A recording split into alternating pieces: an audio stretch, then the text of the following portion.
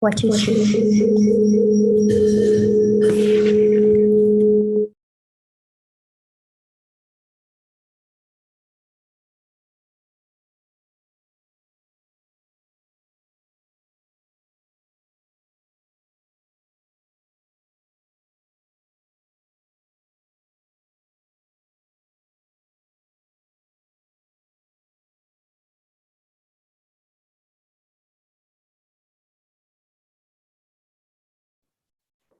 Good morning, everyone. We're just waiting a few minutes for everyone to join the webinar, and then we'll get going.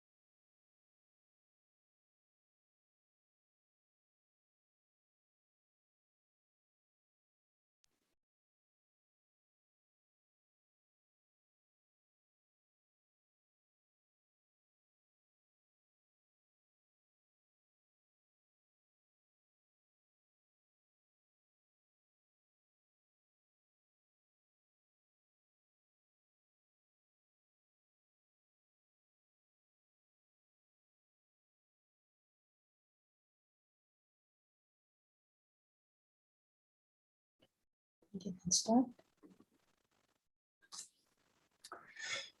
Good morning, everyone. Thank you for joining this fourth installment of the Little Book of Green Nudges webinar series. My name is Rob Barnes. I'm the head of technology and innovation here at Grid Arendal in Norway, and I will be moderating this webinar today. This series of thematic webinars have explored a variety of topics, everything from food, energy to water. We've so far been extremely lucky and had fantastic selection of expert speakers, and today is no different. Before, I'd like to have a few housekeeping announcements. Everyone should be able to view the Q&A box and the chat box. If you could please add your name and your organization into the chat box, just so we can have a history of it. And any questions, can you please add them to the Q&A box, and we will try and get through them at the end of today's session. Today's webinar will focus on travel. So with no further ado, let me introduce our speaker, one of our first speakers for today. Nicola Reg He's a doctor practitioner within the Centre of Environment and Sustainability at the University of Surrey. He works with the university's sustainable team, researching change for sustainability in complex social systems. Nicola holds a Master of Science in Environment and Development from the University of Leeds. He has worked in the communication sector in Germany, Colombia, and South Korea. And today he will be speaking about how we can positively use the experience gained from the recent world pandemic. Please go ahead, Nicola.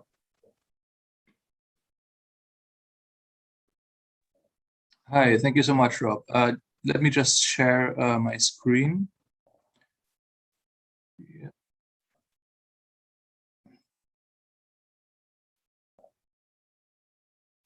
Sorry, a second.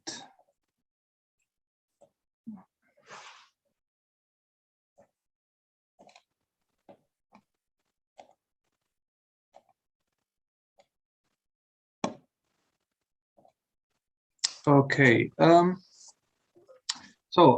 everyone.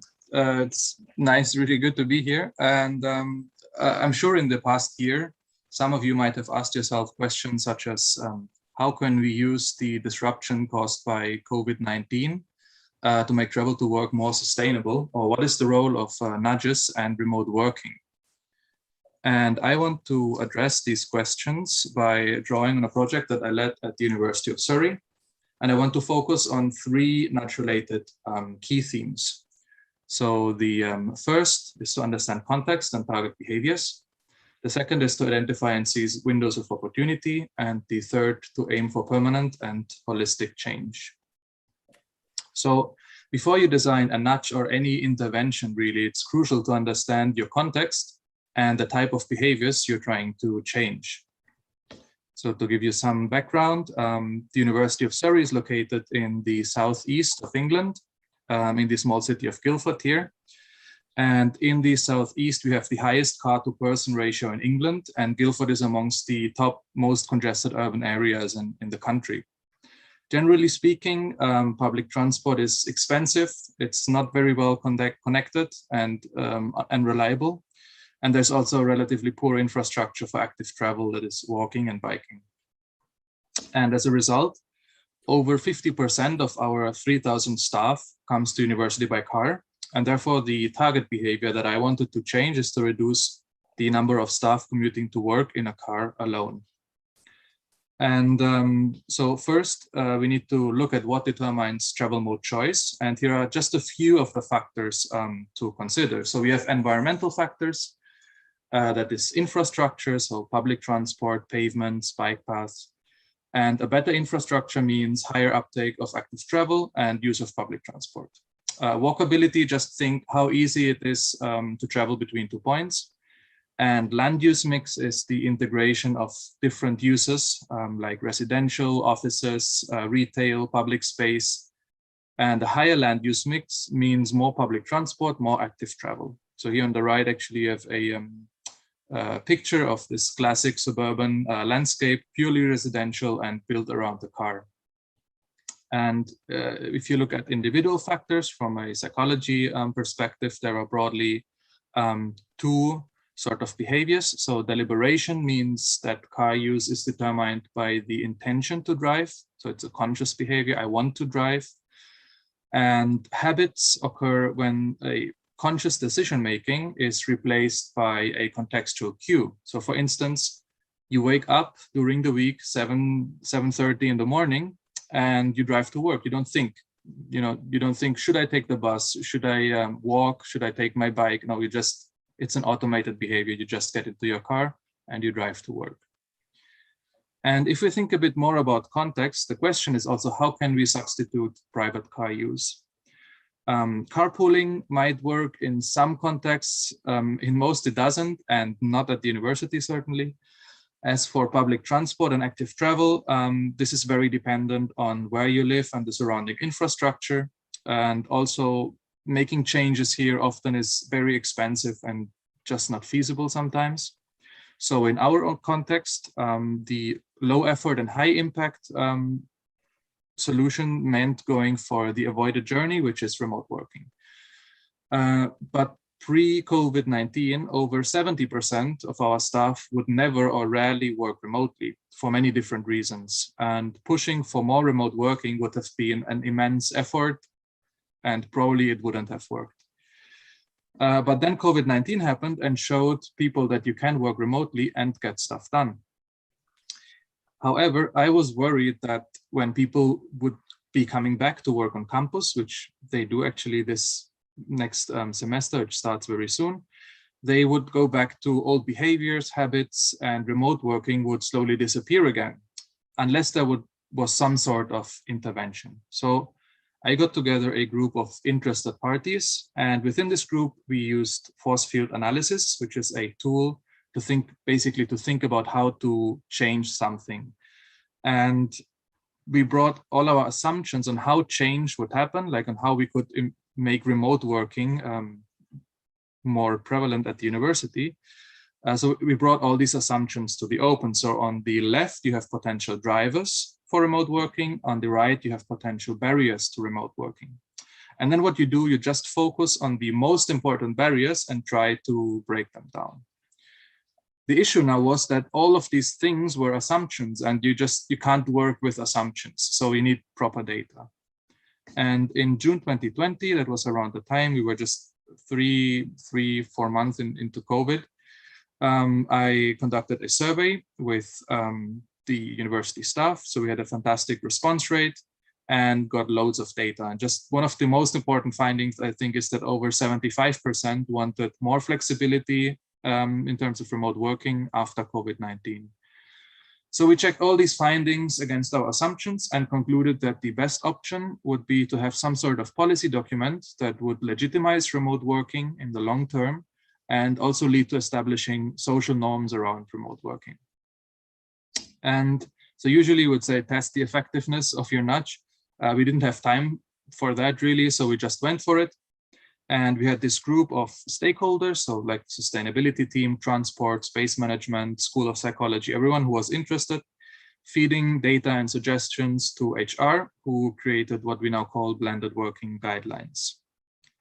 And this is actually something that you have to consider from the very beginning of your intervention, but I just use it here to briefly touch on some of the outcomes. So these blended working guidelines that we have affect the whole university, and they open the door to co-benefits in a lot of different areas.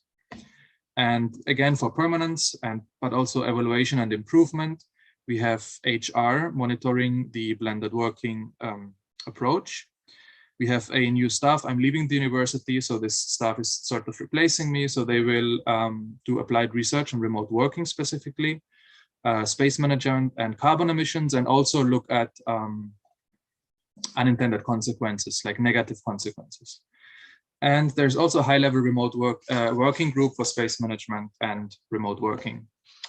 So again, just the key takeaways really is make sure that you properly understand your context and the target behaviors, that you identify and seize windows of opportunity. So if you have a great idea but can't implement it, maybe just wait. And there's a quote by the infamous Milton Friedman: only a crisis produces real change. And when a crisis occurs, the actions that are taken depend on the ideas that are lying around. So just if you have a great idea, just maybe it won't work at the moment, just save it and wait until there's a window of opportunity. It's not only for nudging, but generally change.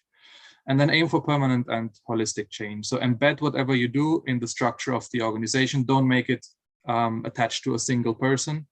Look that there are different ways to make it permanent. And just one additional one is really be strategic, critically examine your assumptions and how change happens. So write down all the assumptions, examine them critically, collect data to see if you're right, if you're wrong, change course if necessary. And the force field analysis is just one way to do that. There are many different ways really. So if you want to know more about this project, or if you're generally interested in behavioral science and its applications in real-world contexts, please contact me. And behavioral and environmental psychology is just basically one of my research interests. And I'm also very interested in complex systems. and organizational change towards sustainability, particularly in higher education institutions. So if you share these interests, please contact me or add me on ResearchGate. So thank you for listening, and over to the next speaker. I'm going to stop sharing now. Thank you so much, Nicola. That's a fantastic presentation there. And obviously you focused very much on the results of being in the pandemic. But how might you nudge people to change their actual mode of transport rather than how frequently they communicate? Yes, so as I said, I think you have to consider how you can change travel behaviors, and there are always different options, and you kind of have the sustainable travel pyramid. So you have carpooling, you have public transport, active travel, and an avoided journey. I think personally, depending, obviously, everything depends.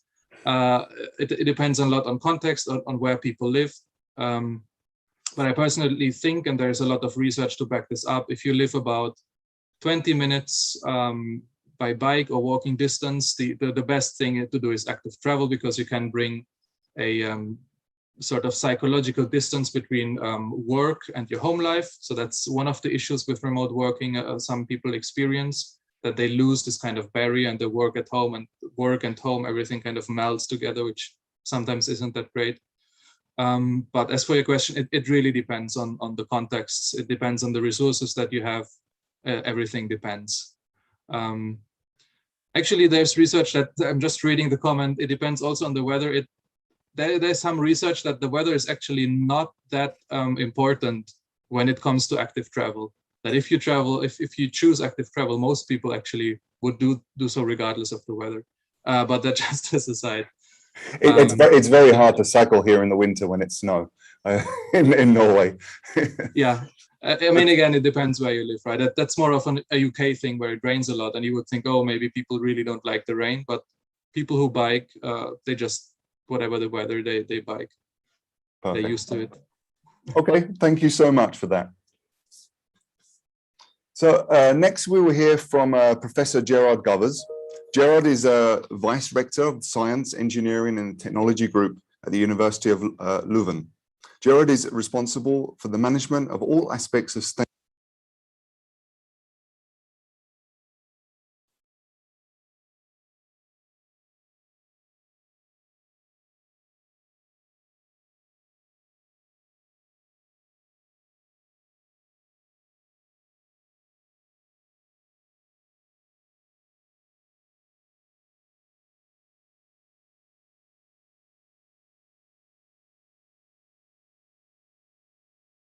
Unmute. Do you hear me, Rob?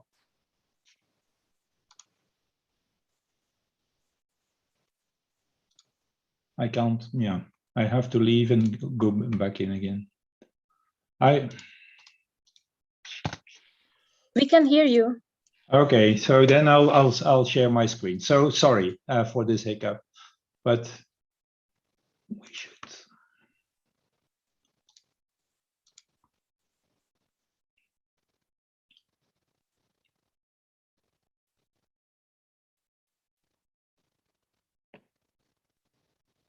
So there we go.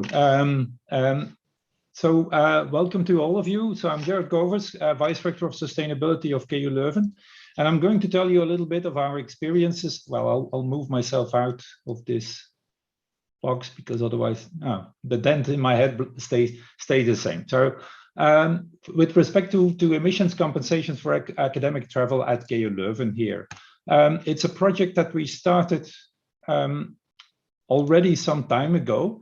But just to give you an idea of the context we are working in, KU Leuven is a big university. It has 60,000 students.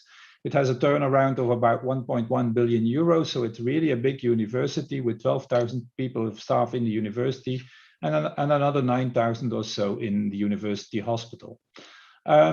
We do have a greenhouse gas emission monitor. So we try to monitor and be aware of all the CO2 emissions that KU Leuven is related to, because we are not all producing them ourselves. If you look, for instance, at Scope 3, that's also including upstream emissions, while Scope 2 are indirect emissions, but we try to keep track of all of those. And if we do that, we can see that plane travel is important, and it was rising between 2010 2017. It's now about 12,000 tons of CO2 a year for travel by staff. This does not include, and this is important for you to understand, it does not include travel by students who come to KU Leuven from abroad, or the travel from our students that are traveling abroad for their studies. So we asked ourselves the question, what to do about this, how to tackle this.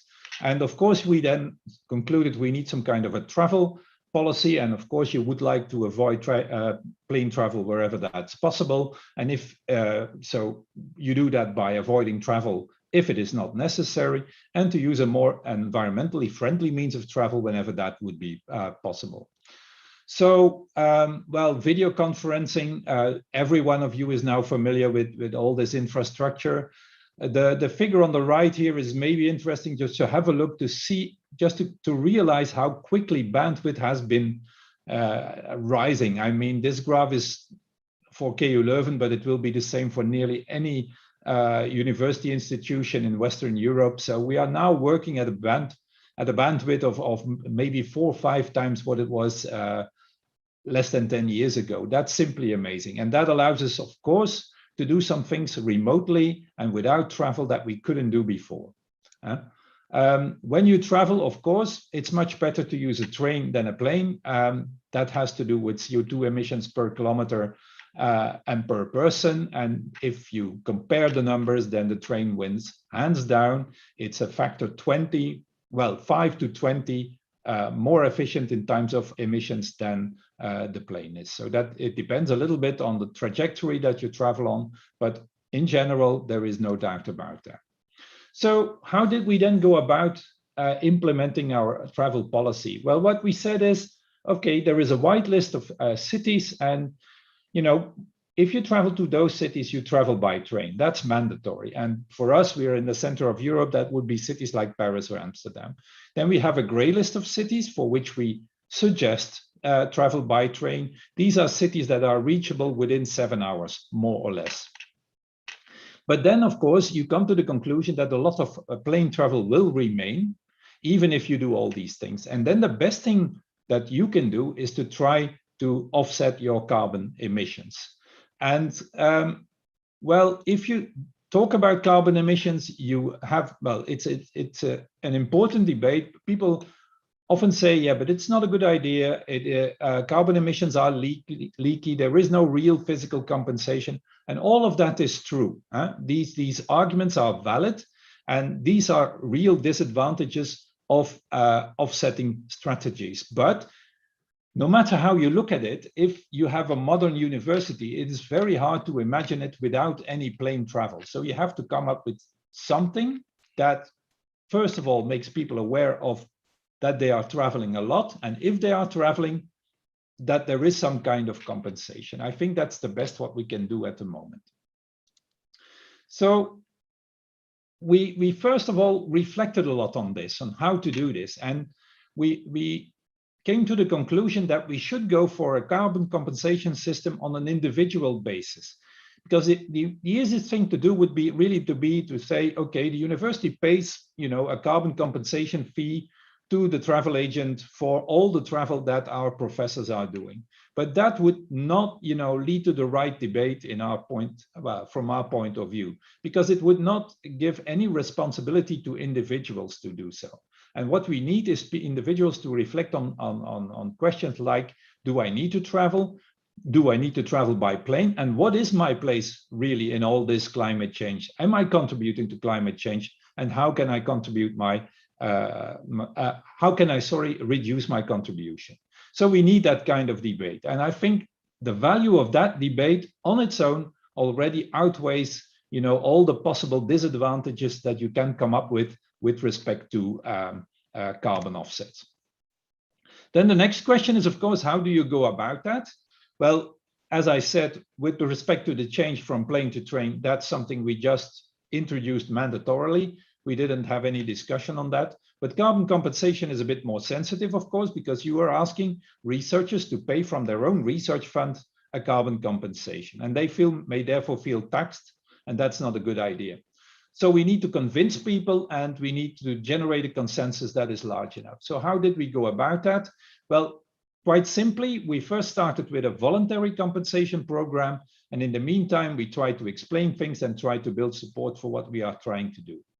So the voluntary program was quite simple. We wrote an email to each and every professor and asked them if they would voluntarily subscribe to the scheme, which would be a compensation of about 40 euros per ton of CO2 emitted, calculated according to the standards of the travel agency. We did that for 2 years. And in the meantime, what we did, and this is important, I feel, we visited all faculty councils, we explained our travel policies, we discussed the detrimental effects of plane travel, and we discussed why compensation is at present the only option. And we asked them also 2 questions. Well, the first one is, would you be willing to participate in such a scheme? And you see here the different answers. I'm not going to discuss them in detail. And the second one was if you would participate in such a scheme, where would you like the offsets to go? So that gave us really some insight in, you know, the level of support we would have, and it would also give us some insight in where would people like to spend this money on that we collected from these contributions.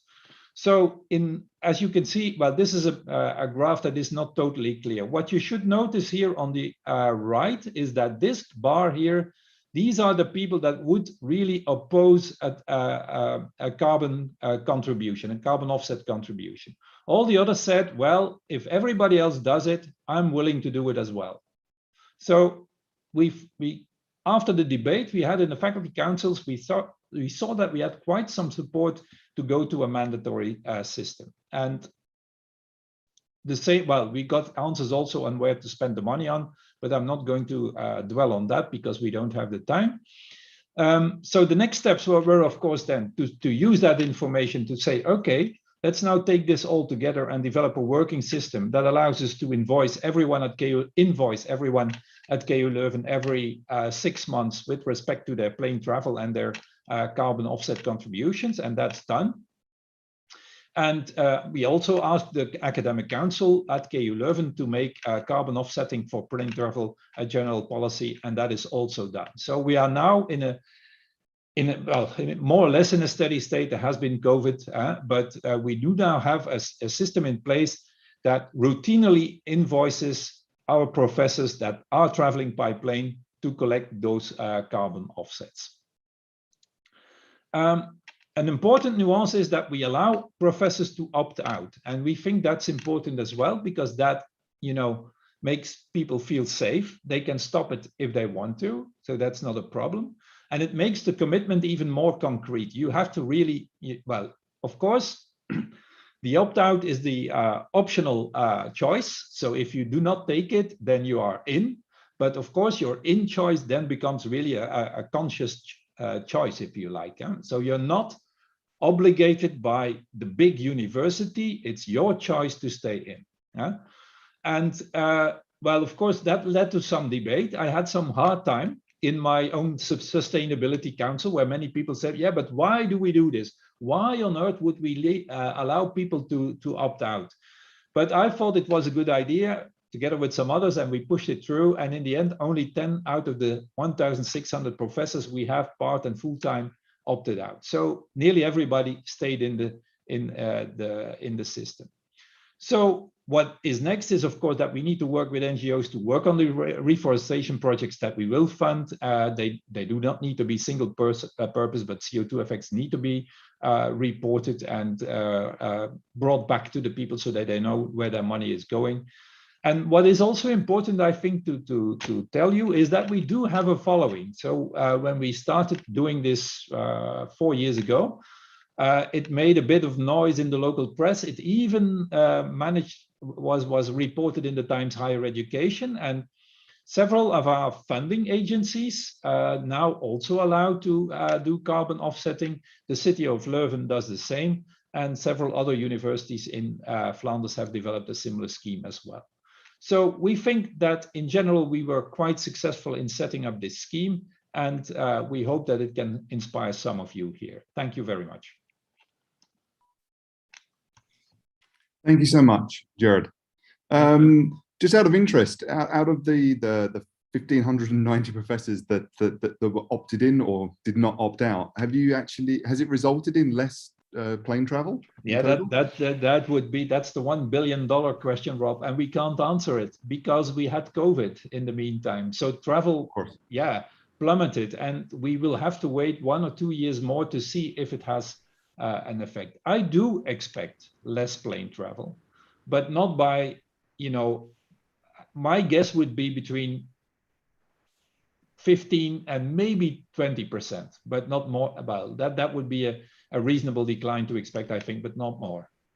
Yeah, that's because I think it's very interesting because this is a good example of not just the green nudge, but also the green frictions that the report speaks about. The fact that we're not just nudging people the right way, but also just giving them a little bit of friction so that they have to opt out. Yeah, and also what is really important is to take this effort and take the time to do this effort to build support. It really, in my view, it's my feeling, and I can be wrong, but I think it made the crucial difference. If we would have gone for a mandatory system 3 years ago, the resistance would have been a lot higher. I'm sure of that. So thank you so much. You're welcome. Next, we will hear from Kate Whitfield. She will be sharing her insights on thoughtful travel. Kate focuses on sustainable operations in the academic sector. She publishes, supervises students, and collaborates on sustainability solutions in academia and higher education.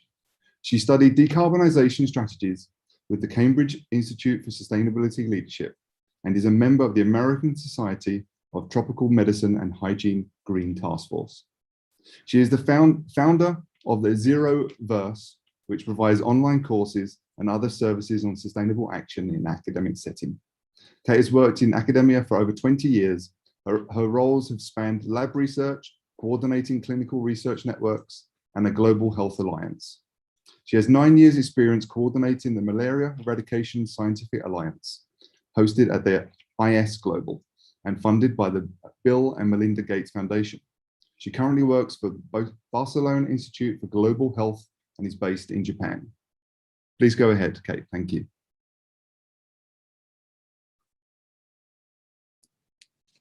Thanks very much. Can you hear me? Yes, I think so. Yes, perfect. And can you see my screen? Yes, go ahead. Okay, great. So hi, everybody. Great to be connected with you all. And thank you to the UN Environment Programme for this Little Book of Green Nudges initiative. In my work, I found this to be a really helpful green nudge in itself. So I'm going to share with you what we're learning and doing about thoughtful travel at IS Global in a similar vein to Jared's presentation. So I'm going to run through, if I can move it down, our new thoughtful travel policy, meaning how do we operate in a way that reduces greenhouse gas emissions related to our work travel, to achieve a low carbon, high impact work travel. I'll go through the green nudges that we're planning to support this approach, and finally reflect on whether thoughtful travel is East according to the Little Book of Green Nudges framework. All right, so the aim of our thoughtful travel policy is to reduce the greenhouse gas emissions from our work travel. So what do we mean by thoughtful travel? We mean firstly being mindful of the carbon associated with air travel and therefore being more selective about our trips. We mean reflecting on what we've learned during the pandemic. So a common theme of all the speakers, that many types of meetings can be virtual. And we see advantages in terms of reduced carbon and also increased access. Thoughtful travel also means prioritizing the low carbon options. So choosing train, overnight coach, or taking advantage of situations where you might have a colleague who lives closer to the venue that can attend in your stead. And then when we do travel by plane, get the most out of the trip we can. So this involves bundling meetings, staying longer, or combining meetings with teaching, this kind of thing. And this is what we mean by high impact travel. So thoughtful travel is not about eliminating all work travel. Some flying is necessary, for example, for data collection or research fellowships, that kind of thing. And traveling by train isn't always a viable means of transport. To give you a sense of the context and drivers behind this effort, so the IPCC makes it very clear, all sectors must rapidly decarbonize, and that includes us. So that's as simple as that. An additional factor for IS Global is that we're a global health institution. So reducing our own greenhouse gas emissions very much aligns with our organizational purpose in terms of improving health. IS Global has embraced the SDGs as a strategic framework, and this has provided an important umbrella for this work. And as we've all experienced this digital shift in the context of the pandemic, we've learned that many types of meetings can be done virtually. And lastly, our new policy largely came about because there is an internal appetite. Internal stakeholders want the institution to operate in a more sustainable way, but a very important driver was the requirement from a funder. So for institutions to be considered eligible for funding by Wellcome Trust, they now need to have their own green travel policy in place. So we had a situation where we had a push internally for sustainable practices, met with a pull from an important stakeholder. And it was the combination of the two that really helped drive the process forward. We're seeing more funders recommend and require grantee institutions to operate in a more sustainable way, and as Gerard actually just mentioned as well. And I think we now need to see this at scale. So concrete commitment from funders and journals to reduce and report on their own emissions, and at the same time, encouraging, incentivizing, and requiring that academic institutions, particularly those in high-income countries, do the same. And there's a paper, number 6 in this reference list by Buscema et al. That goes into that. And I think this kind of commitment would really accelerate a shift to an environmentally sustainable working culture in the academic sector. All right, so back to the specifics of the sustainable and thoughtful travel policy at IS Global. We started from the ground up with a voluntary group called IS Green, and we followed a highly consultative process to develop the text. We had input from different stakeholder groups, including an SDG working group, inputs and review, and finally endorsement by the Institutional Steering Committee. The key elements of the revised policy are first to be mindful about carbon, thoughtful and selective about the travel. Second, for in-person meetings, choose the lowest carbon option, the train or coach or wheels before wings. And this is very much aligned to what Gerard has presented. And we agreed that if a trip can be done in 7 hours or less by rail, one should choose the train. And lastly, where air travel is the only option, we should fly direct, we should bundle meetings together, stay longer, and finally offset those emissions. So the green nudges that are under development, we're thinking to develop a decision tree to help translate this policy into practice and guide choices that are mindful of the carbon implied. And this is an example from the University of Iceland. And there's a great travel hierarchy from the University of Oxford. We need to make booking trains as easy as possible. And we're lucky in that we have a centralized booking system. And we're discussing with our travel agent what we need in terms of train itineraries and offsetting when we do go by plane. And there is an online non-binding petition and pledge for thoughtful travel in the academic sector. And this can be a useful tool to make the case, either internally in your workplace or in discussing with funders to demonstrate appetite for this. And we're drafting a thank you slide. So here's the draft that IS Global staff and students can use when they present at virtual meetings. And this is an engagement and social signaling strategy. So then to finish up, is thoughtful travel East? So applying the Little Book of Green Nudges framework. So is it easy? I think yes and no. We've proven to ourselves that much can be done virtually, but it's not easy to have zero traveling. So the question is, going forward, can we prioritize the low carbon options? Is it attractive? I think yes and no. Virtual conferencing can be very attractive to people with no travel budgets or work and domestic commitments. But there is an important human element to meeting in person. So the question remains, can we choose the low carbon options going forward? Is it social? I think yes, there's a growing appetite to be green and potentially some social and reputational gains if you're seen to be green. Is thoughtful travel timely? I think this has to be a yes. The window of opportunity is now to reflect on the lessons learned from the pandemic and to embed some new ways of working. And clearly, with average global temperatures continuing to rise, climate change is now a climate crisis. So it's certainly time to reduce our emissions from travel. And I added accelerate, it's not part of the framework, but just to note that I think commitment from funders and journals to important types of stakeholders in the academic enterprise to reduce their own emissions and encourage, incentivize, and even require that institutions, especially those in high-income countries, do the same.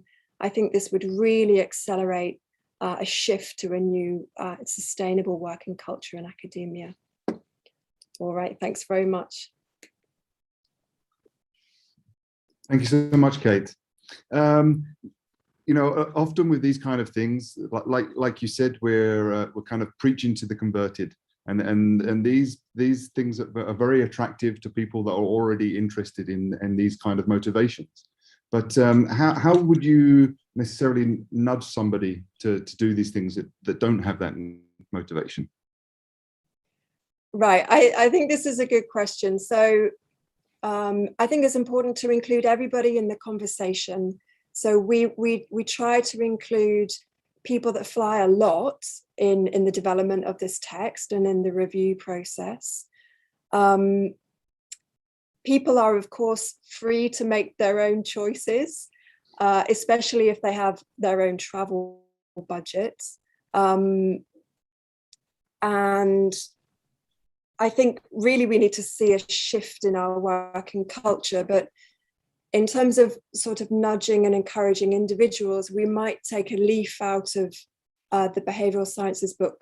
I think there's an important study by Schultz on energy consumption in households, where just by the energy company reporting to the customer their energy use on average compared to their neighbors. So are they better? Are they more energy efficient or more energy consuming than their neighbors? And putting a little smiley face on their energy bill if they're more energy conserving. These kind of nudges could be interesting. So if people get an internal report to see how they're faring against their, maybe even their own record or the average of the institution, that could be a way to encourage people to shift their approach. So part of human nature is that we're all competitive. Is that what you're saying? Well, and maybe we like to be rewarded and recognized for, you know, this might be kind of a social nudge as well. But yeah. Okay, thank you so much, Kate. Thanks. So, and lastly, but no means at least, we have Martina Altea Bellazona. Martina is an EU project manager at the Center of the Global Strategic Engagement of the University of Padua, Italy. She works on international projects developed in partnership with European and non-European universities. And she's currently specializing in designing and managing projects specifically related to the environment, as well as in mainstreaming the environment into international cooperative initiatives. She collaborates with the Office of Sustainable Actions of the university, with specific focus on international sustainability initiatives and on enhancing the trade-off between international activities on climate change. She's a member of the Italian Green BIS, Green Professionals for Development, a qualified working group promoting environmental action. And today, Martina will be asking the question, can travel be sustainable? Thank you very much. Thank you. Thank you, Rob, and thanks for having me. Thanks for giving me the floor. So let me share my screen and I'll start right away my presentation. Okay. Okay, here we go. Can you hear me? Can you see my presentation? Yep, please go ahead. Okay. So good afternoon, good morning, everybody. Well, I'm Martina, and as Rob was saying, I work at the University of Vienna. I'm very excited to be here today because I'd like to share with you some insights of what's going on at the university in terms of sustainable travels, and I hope these insights will be helpful to any of you. So when I speak of sustainable travels, I actually refer both to international and local travels. But as I work in the international area, let's start with international mobility first. Well, in this sense, I am extremely happy to present you the transit program. There is, I think, one of the first and most important achievements that we got so far. The nudge of reference for this program is the one you see here in the slide. So we wanted to offer interest-free loans for public transport passes. Well, so the transit program was conceived in spring 2020, where we were in lockdown. And in less than 1 year, it became reality. So I'm extremely excited about this. The transit program is indeed conceived to support students in purchasing tickets for sustainable means of transportations, meaning trains and buses instead of airplane. And in this sense, well, the IRO, so the International Relations Office, was really instrumental because the transit program was conceived by the International Office and was implemented by the International Office, providing a budget of some 20,000 euros. And the result for this being the very first and pilot activity, well, it was very good, I think, because some 60 travels got funded in this first call. There was devoted to the outgoing students for Erasmus mobility program in the first semester. So we can expect this number to be rising in the future. And well, this first result was quite a success to us, also because it helped to raise awareness among students of the CO2 emissions and the difference of the environmental impacts of the different transportation system. And well, this is let's say, the first step of our sustainability strategy when it comes to international mobility, avoiding as much as possible air travels and really empowering students to avoid it. But when that's not feasible, we are planning to default carbon offsetting process in our activities, and this will be realized through tree planting. So this is still in a planning phase, and we expect to be able to start a so-called Erasmus forest in probably 1 or 2 semesters. This will be realized, the forest will be realized on campus in an area that has been already identified, so that students will be able to actually experience the Erasmus forest, and that will be useful to raise further awareness on the importance of avoiding flights and offsetting the carbon footprint. And then instead, I'd like to share with you some insights on what is going on in terms of greening the local mobility. Well, in this sense, the university is really getting engaged to support students to get the means to to use public transportations as much as possible. And indeed, one of the activities were most that gave us more satisfaction is a so-called UniPass. So the university invested quite a lot, some 800,000 euros, in releasing this card. There is a city transportation pass that students can purchase for just 20 euros per year. So this is the cost of a weekly pass, but I instead got a yearly pass. So this is I guess truly important, not just really important support to students. And indeed, the response was just amazing, because more than 10,000 passes were purchased, meaning that more than 10,000 students are now traveling around the city using public transportations instead of probably using private cars or other more polluting systems of transportation. So this is something we are extremely proud of. And then there's something specifically related to bicycles, let's say, that I'd like to share with you. And there are 3 nudges that in this sense are crucial to us and we're really working on. Well, first of all, Pavia is a pretty small town and it's perfectly bikeable. So we had the feeling that we really had to foster the use of bikes as much as possible.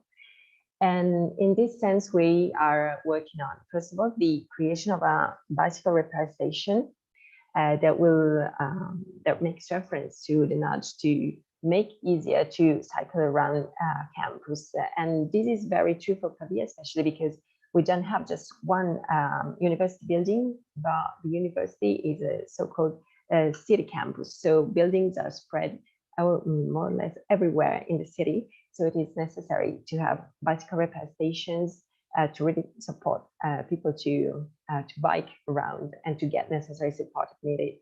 So the first bicycle repair station will be realized in April 2022 and will be probably the first of a series.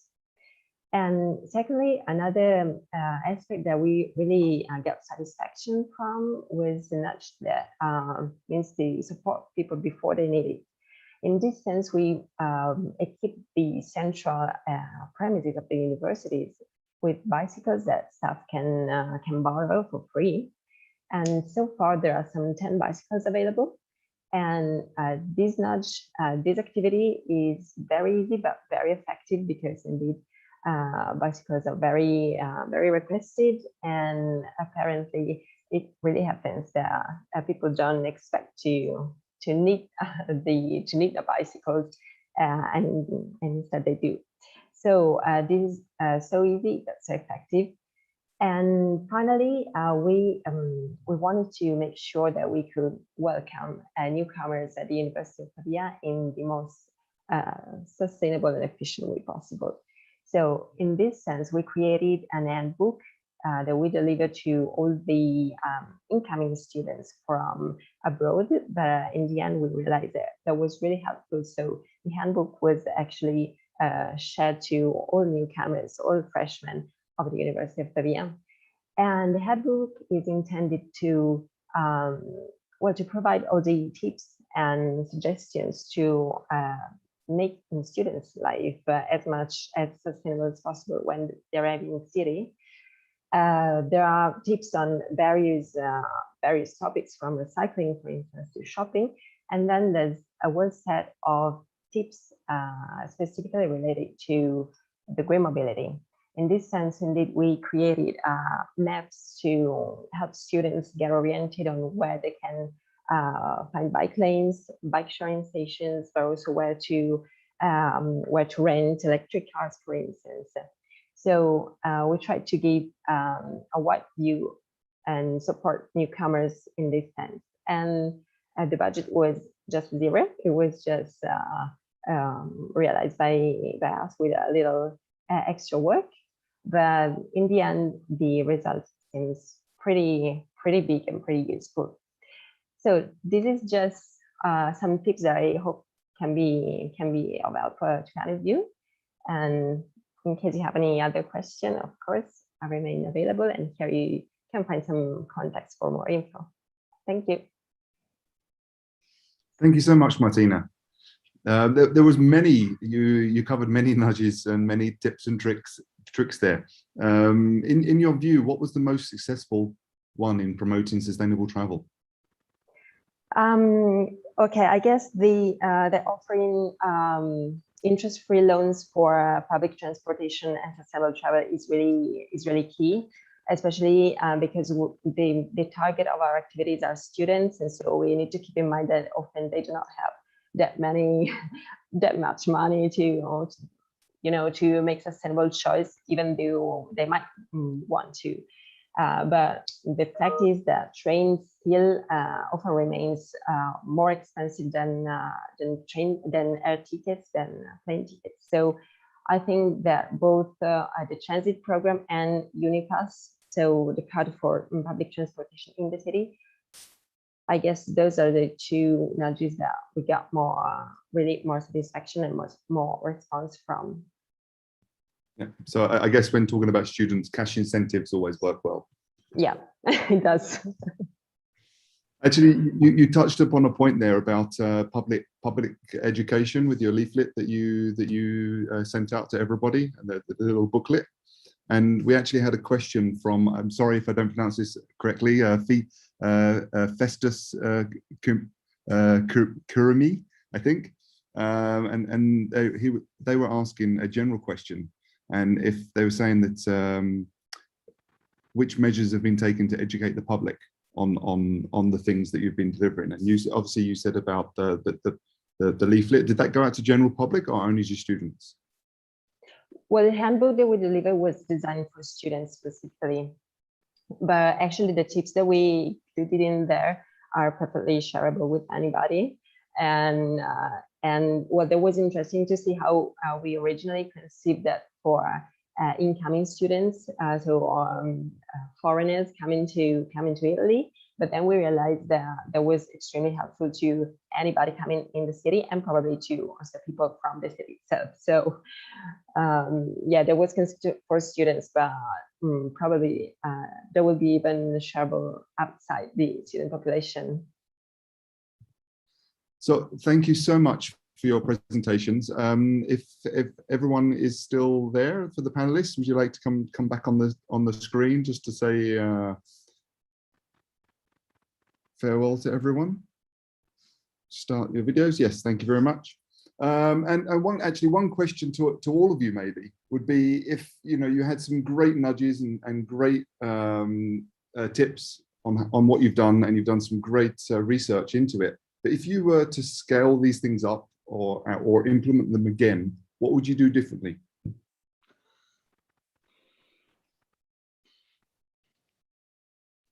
So maybe start from Nicola. This is a really interesting question. I think one of the things that I said, it's really important to seize windows of opportunity. And obviously, no one predicted COVID-19. So we had like some thoughts, and we thought, oh, remote working, maybe that would be a good thing to do. But apart from that, we hadn't prepared anything at all. So it was immensely stressful to kind of get all the stakeholders together, design the survey, think about the guidelines that we wanted, and everything. So it was just a very stressful month. So I think in general, if we know that we want to do certain projects and we think maybe it's not the right time, it still is worth like having at least like a basic, more like elaborated ideas, maybe a basic strategy, then we can then adapt when the time is actually there. So maybe be a bit more prepared. And in terms of scaling up, I mean, obviously there is a huge report on the university's website that details all the findings of the survey. It was a very long survey. It's about commuting in general, and then remote working.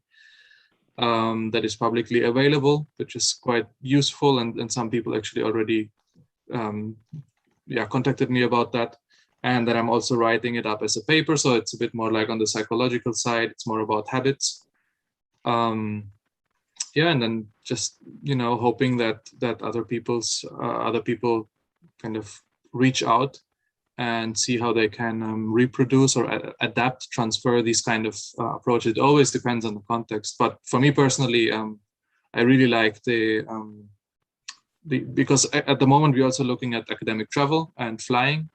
So having access to these presentations today was already really useful and gave me more ideas. So I think that kind of webinar is really useful to see what others are doing, and yeah, I think everyone's presentations today, they will have an impact on each other, and just for ourselves here at Grid Arundel, you know, some of your presentations I will be sharing here internally and saying, look, this is what needs to be done. They can do it in universities, we can do it in organizations as well. I know you've got to head off. We're coming to the end of the hour now. Dr. Jared, did you want to say something quickly? Yeah, very quickly then, but it's the same remark as in the chat. Budgets are really important. I mean, there is, you know, everybody says, you know, we want to make this transition, but of course, the proof of the pudding is, can you make money available to do so? And well, in all discussions I've had, that really is an issue that you should look into from the beginning. And very often it's people with a lot of goodwill that want to, you know, make changes, and they've kind of forget about, you know, how are we going to finance this? What do we need? And I think it's really important to think of that upfront. But now I really have to go. No problem. Okay. See you, and then and have a nice day. Thank you, Kate. Did you? How would you have done things differently if you were going to do it again? So very quickly, I think we don't just travel to meetings that are hosted by others. We actually host a lot of meetings ourselves. So I think the next step would be to think about how we do that in a more sustainable way. For example, as default, always providing a virtual option, and the default shouldn't be in person and requiring air travel. And then to go to scale, I think we have to engage funders. We have to have frank conversations with our funders. They're such a critical stakeholder in the academic enterprise, and really set the scene for the working culture that we're all working in. And to the comments from a participant, from a viewer about reaching the general public, I think that's a really important aspect. So as academic institutions, we have a duty to reach the general public and society, and we need to be reporting on what we're doing and what we're learning. And Thanks. lastly, Martina. Yeah, well, actually, I have a couple of suggestions in mind that I'd like to share based on the experience with NUDGES so far. First of all, I think that it is fundamental in a university to ensure coordination among premises and offices, because I feel that very often there are similar things, similar initiatives maybe going on, or people still want to go in the same direction, but then there's no synergy between the efforts. So I think that making sure to have central office, for instance, an office for sustainability, or still a contact point, is fundamental to coordinate them.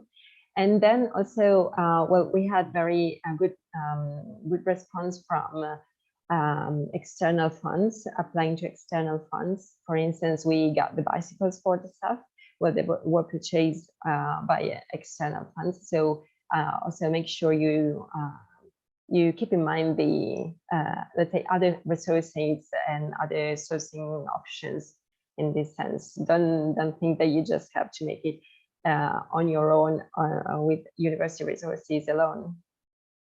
That's it. My tip. So in the end, it always comes down to money. It comes to money. That's but true. Perfect. So thank you all so much for joining us today, for our wonderful panelists, and thank you. We had over 30 attendees today. Thank you all for taking time out of your day to listen to panelists, and hopefully you'll be able to bring some of these examples back to your universities, your organizations, your home life. Thank you so much. I'm just going to end with a small video from the Little Green Nudges. and goodbye. Thank you.